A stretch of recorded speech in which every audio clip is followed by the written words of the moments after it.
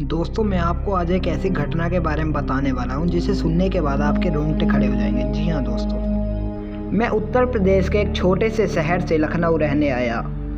क्योंकि पैसे ज़्यादा नहीं थे तो कम किराए पर घर ढूंढ रहा था। भाग्यवश मुझे एक बड़ा अच्छा घर काफ़ी कम पैसों में मिल गया। मकान मालिक दुबई में रहते थे और उन्हें रखरखाव के हिसाब से मुझे कम पैसों में घर किराए पर दे दिया।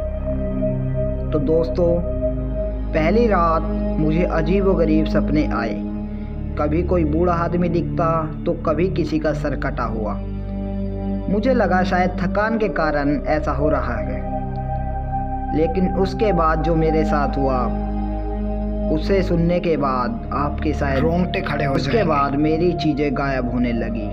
कभी पैसे जहाँ रखे थे वहाँ से गायब मिलते, तो कभी मेरे कपड़े जहाँ पर रख कर नहाने गया था वहाँ पर नहीं मिलते, कहीं और ही मिलते।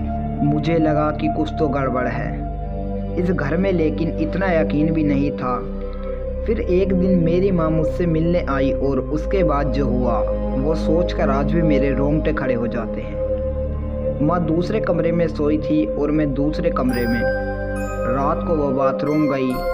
उठकर उन्होंने देखा कि मैं छज्जे पर घूम रहा हूँ। रात काफ़ी हो गई थी तो उन्होंने मुझे आवाज़ लगाई कि अंदर आ जाओ, इस वक्त यहाँ क्यों घूम रहे हो।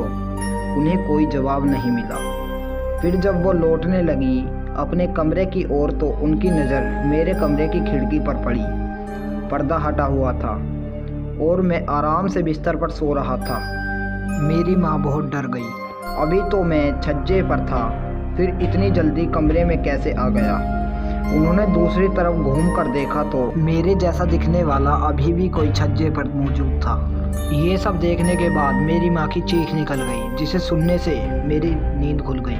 दोस्तों मुझे नहीं पता उस रात मेरी माँ ने क्या देखा क्या नहीं, लेकिन आज भी वहाँ पर जो भी रहने जाता है उसके साथ यही घटनाएं घटित होती हैं। दोस्तों ये घटना आपको कितनी डरावनी लगी कमेंट में ज़रूर बताएं। जय हिंद, जय भारत।